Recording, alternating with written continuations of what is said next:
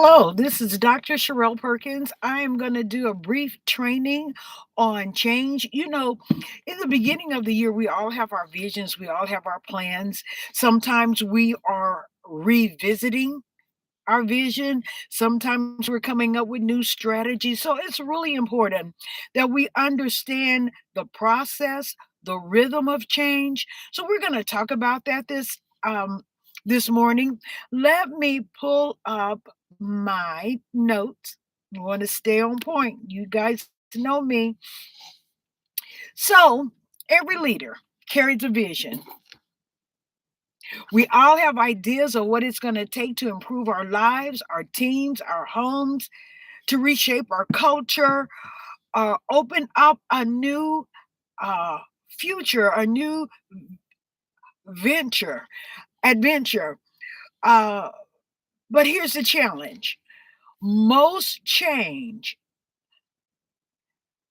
that does not happen isn't because the vision wasn't good. It's not because your idea wasn't wrong. It's not because the things that you said that you were going to do, the vision for yourself, your family, visions fail because leaders underestimate the process. Now, let's be honest.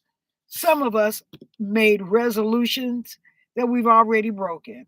A resolution is nothing but a vision for your expected future. The same happens on a micro level as it does on a macro level. Change requires a rhythm and a process. We live in a world that wants instant results.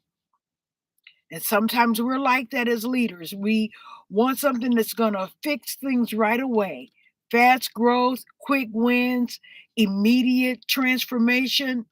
But real change still follows an ancient rhythm: seed, time, and harvest.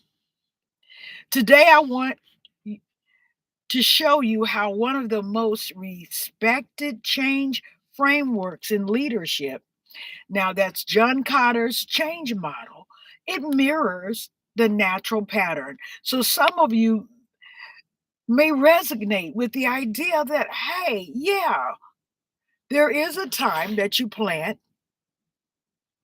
then there's a time that it takes that plant to grow before you can have a harvest. So when leaders understand this rhythm, they stop forcing outcomes and start stewarding growth. So let's start with the first process. It's called seed. That's initiating the change. Every change begins with a seed. Now, if you study Cotter's, his first steps, there is an urgency. New Year's resolutions, there's an urgency. In this process, you build guided coalitions, you get your team together, you form a clear vision. It's all about planting. This is where you, as a leader, answer three questions. Why must this change happen? Who's going to be on my team? Who's going to help me carry it out? What actually are we moving toward? This process may seem small at times, and this may be where the breakdown happens. We get discouraged at this point. And sometimes we don't even do the necessary work, it gets overlooked. But everything grows from what is planted. A well planted vision allows us to reframe our present situation. It invites other people to see what could be, not just what is. And it invites us to see what could be. This is where we as leaders develop insight. So don't despise small beginnings. Momentum is born here. What you plant determines what will later be harvested. Some leaders rush this stage. They skip clarity, they move straight into action, but unclear in what you are planting, what you produce will be unclear as well. Effective leaders slow down long enough to plant with intentions. Phase two, time.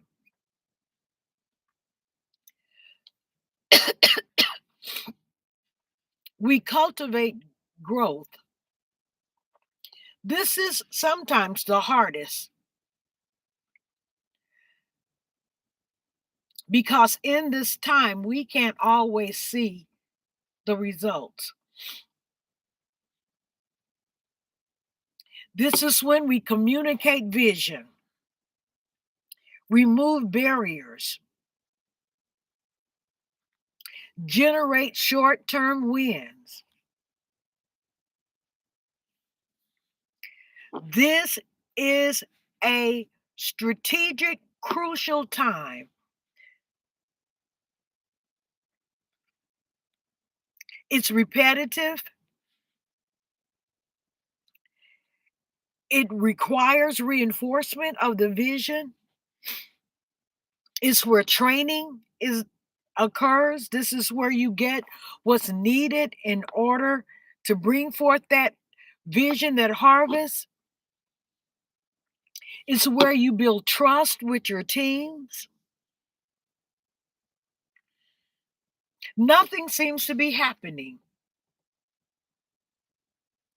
But I might, but mindful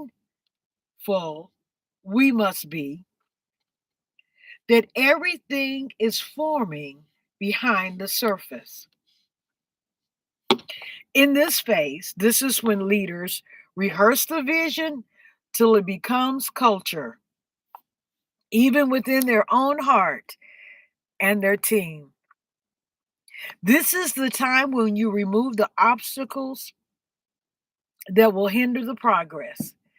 You might have to rebuild your team. You may not have the right players.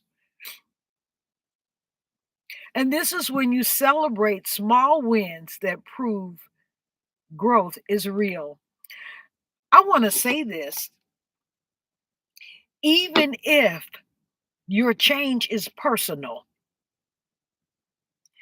this process works. From building a better body to creating a better home environment.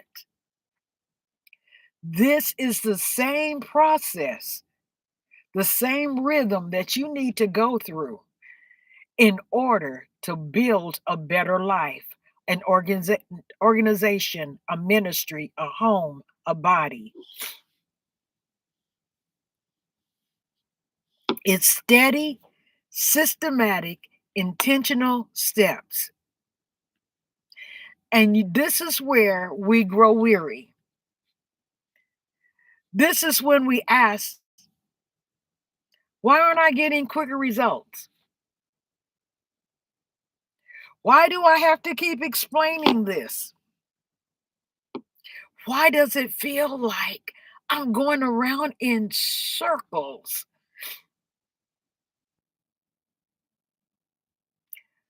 My beloved friend, this is where cultivation takes time.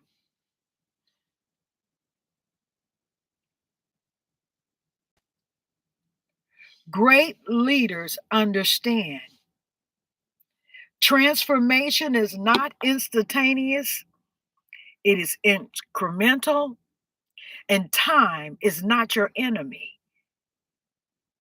Be systematic and strategic in this season. The third segment is harvest. This is where you secure the impact that you have been developing.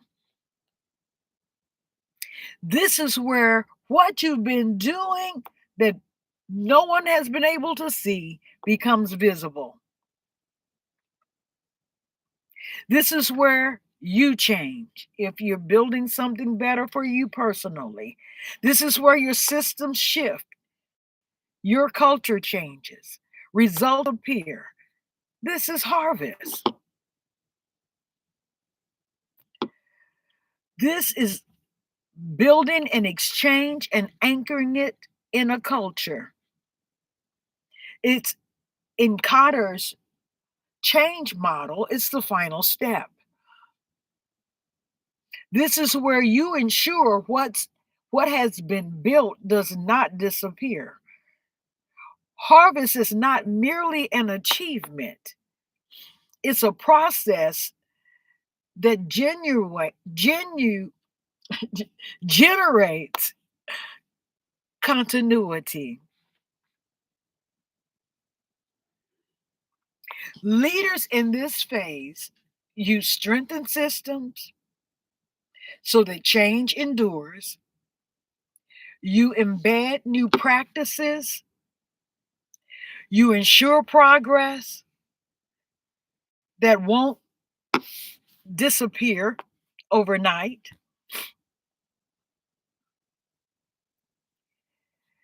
It makes the change that you have been instituting normal.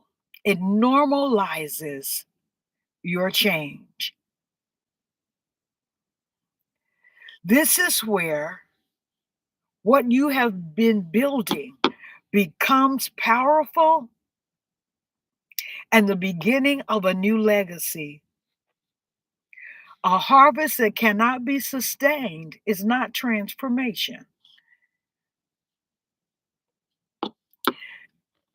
In a culture obsessed with speed, leaders are tempted to skip seasons. We try to go from seed to harvest without doing the hard work in between. But meaningful change still follows an ancient rhythm. You must plant with clarity, you must tend what you planted with patience, and you will reap. This is a time honored structure: seed, time, and harvest. Seed time and harvest gives us perspective, along with looking at a business model that's been proven. I encourage you, Cotter's change model is very impactful. So, together, putting those pieces together, it reminds us leadership is not about forcing outcomes, it's about stewarding growth. So, ask yourself, what seed are you going to plant right now? Where am I rushing instead of cultivating? And what would sustained harvest look like in this season? And I want to step back just for a minute and make sure that you have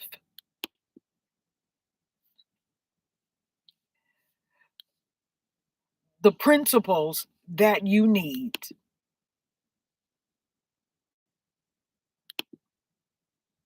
So, we're going to briefly go back to Cotter's model, and I'm going to share with you how he says it, because it was important to me for you to understand seed time and harvest.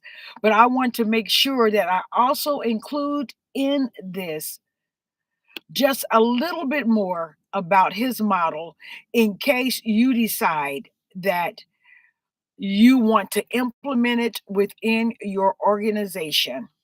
So give me a minute. My apologies for the delay.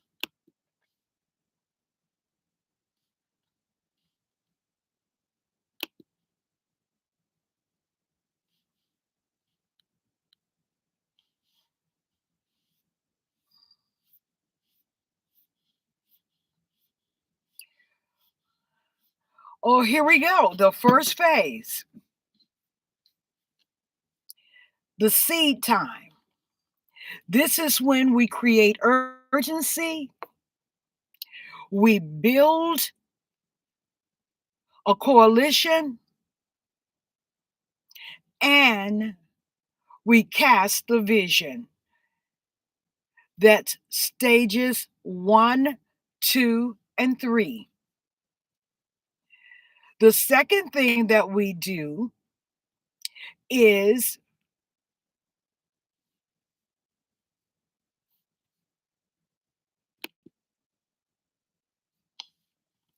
for stages three through four,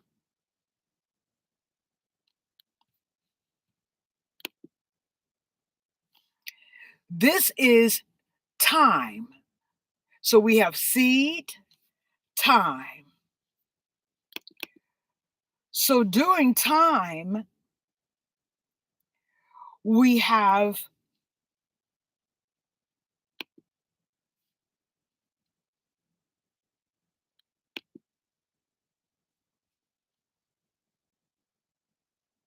this is where we communicate and we engage. We're cultivating growth. We remove our barriers and we generate wins. The third phase is harvest. It's where those are the last phases, seven through nine. This is where we bring what we have envisioned into our culture. We put the pieces in place that sustains our gains and we build for continuity. Seed, time, and harvest. So I leave you with this wisdom. No matter whether you're dealing with your personal life, your organization, your home, these are still principles that impact your change model and that will allow you to bring your vision into fruition. Thank you. This has been Dr. Sherelle Perkins. It's been my pleasure to share with you this afternoon. Have a great day.